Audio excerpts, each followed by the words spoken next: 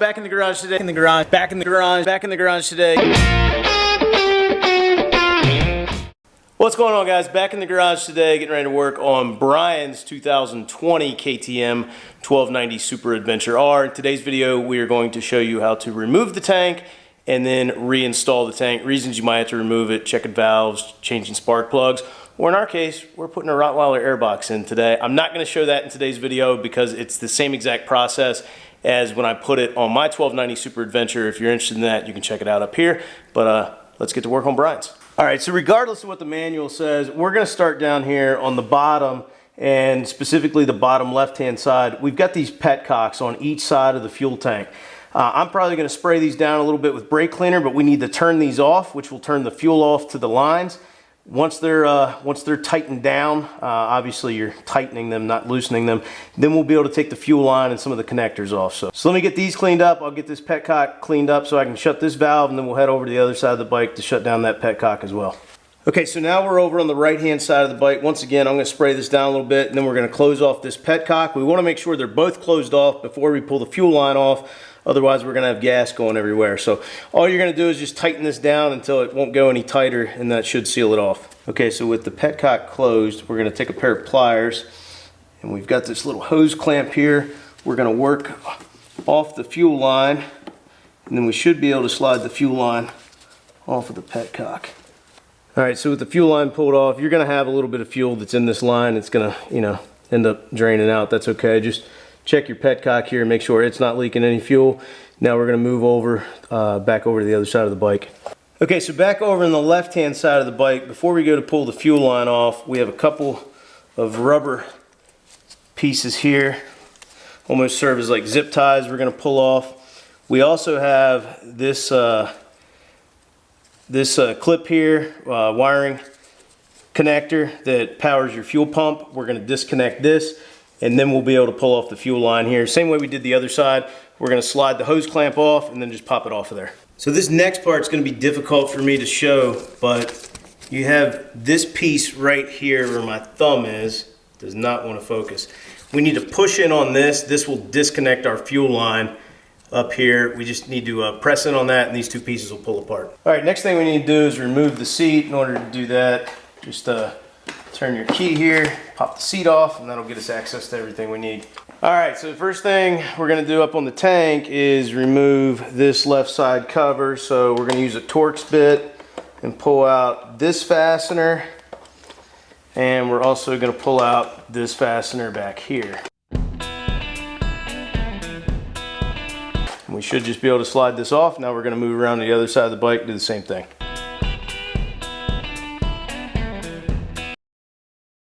So this next step you may not have to do, but Brian's got the KTM Power Parts quick release bag, so we got to take a 4mm here around here and remove this ring because we got to get this tank cover off here next. All right, so to get the rest of this tank mask off, we need a couple of tools. We need the Torx bit for this bolt, the one on the other side, and this one back here.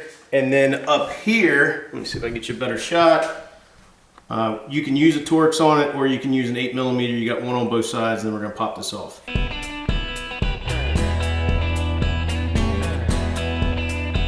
With that stuff removed, should just be able to pop it off of there.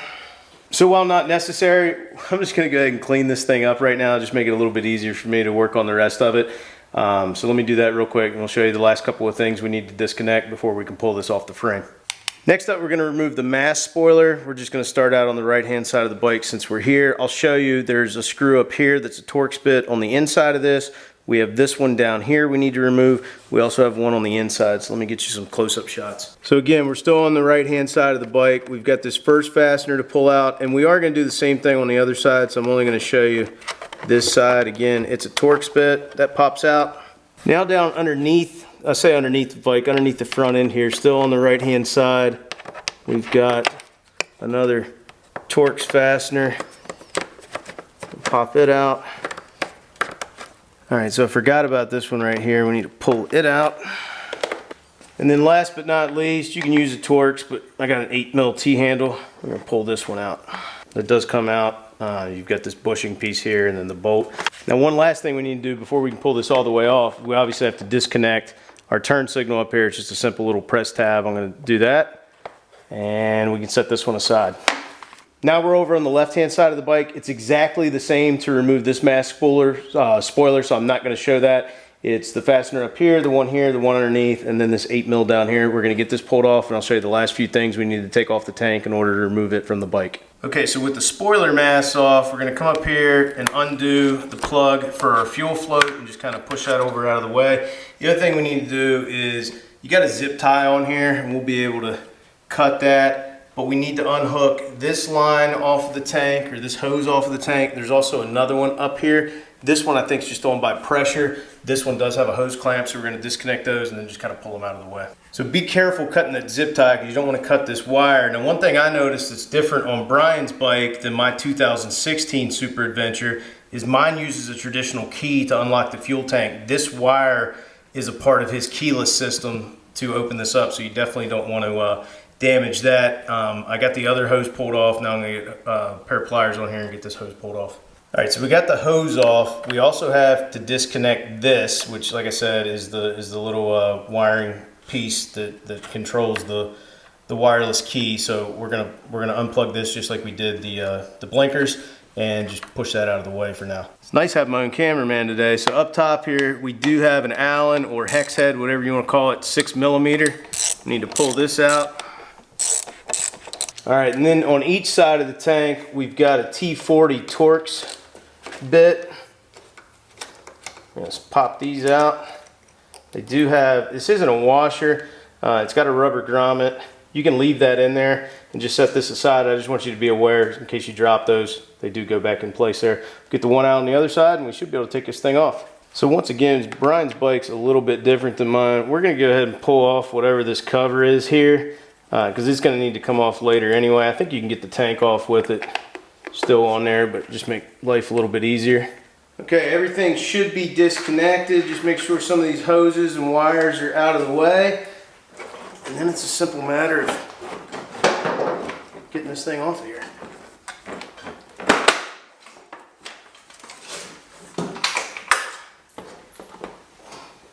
So that's obviously what the bike looks like with the tank off. There is everything we took off of it. Typically, you know, the first time it's probably going to take you close to an hour. I've got it down to about 15 minutes time now. We're going to get some work done and then I'll show you how to reassemble this thing. All right, so we got everything done we wanted to do to Brian's bike, which was a lot, but you guys tuned in to learn how to put the tank back on. It's really just the reverse order, but we're going to hop into it. First thing we need to do is literally put the tank back on the bike.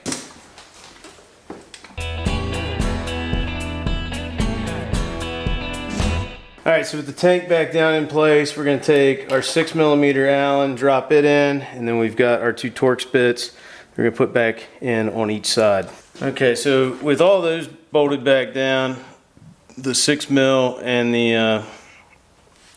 and the two side ones, now we need to get our drain hoses hooked back up on the top here. We also need to plug in our sending unit for the fuel cap, and we also need to plug in our fuel level sending unit.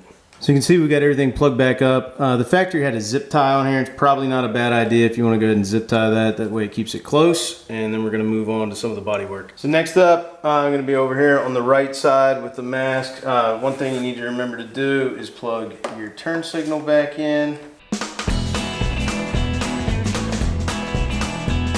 We've got the 8mm that's going to go down here.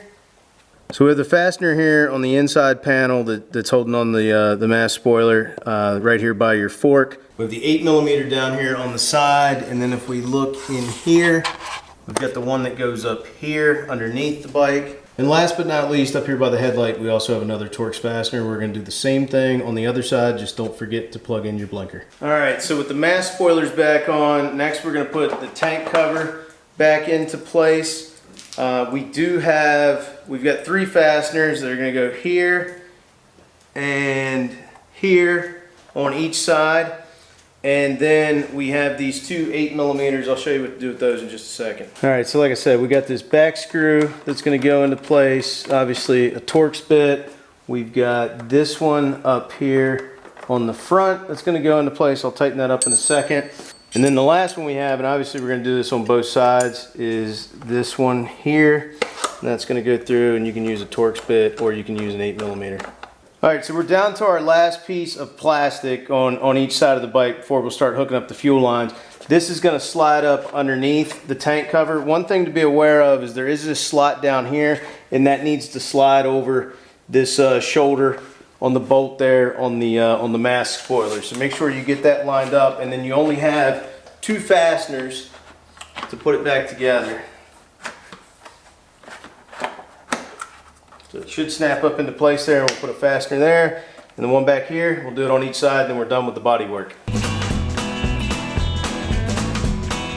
All right, so now we're back down underneath the bike. We obviously need to hook the fuel lines back up. That's done by simply sliding the fuel line back over the petcock and then putting the hose clamp on. So we're gonna do it on the right-hand side of the bike, then we'll go over to the left-hand side of the bike. All right, so same deal over here. We got to get the fuel line put back on. Don't pay any attention to this hose. It's a modification we made, and probably won't talk about that in today's video. So once again, slip the fuel line back over and then get the hose clamp back on. All right, so last couple of things we need to do, and I'd recommend putting some dielectric grease on these fittings before you snap them together. We're going to snap this together, and then we're going to use those little rubber pieces to affix it onto the fuel line.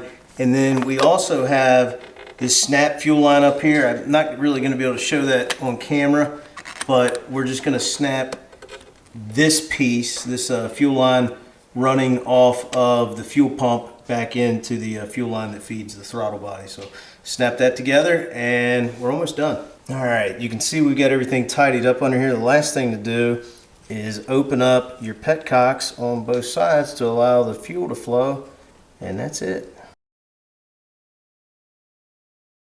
All right guys, so that is how you remove and then reinstall the fuel tank on one of these KTM adventure bikes, whether it's the 17 on R model or 17R S model. I know they've changed a little bit in either 2021 or 2022, but for that 17 through 20, that's how it's done. Takes a little bit of time, but once you do it a couple times, you can do it pretty quickly. So anyway, I hope you guys enjoyed today's video. If you did, please give it a big thumbs up. If you're not a subscriber, considering that subscribe button, because if you like motorcycles, well, this is the place to be. If you have any questions about the procedure, let me know down in the comment section below. And as always, I'll talk to you again soon.